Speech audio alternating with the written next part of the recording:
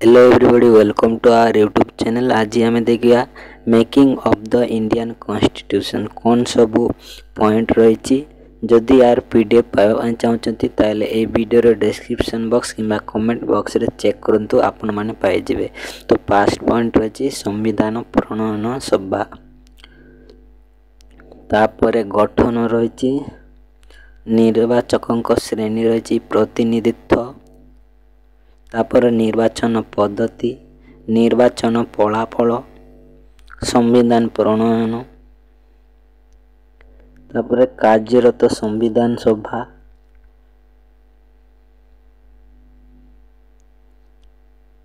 तापर विभिन्न committee, चिटा committee, अधिवेशन समय, संविधान प्रणयन सभार पदमर्यादा, तापर स्वाधीनता आईन प्रवर्तन माध्यम संविधान प्रणयन सभार पदमर्यादार परिवर्तन समालोचना,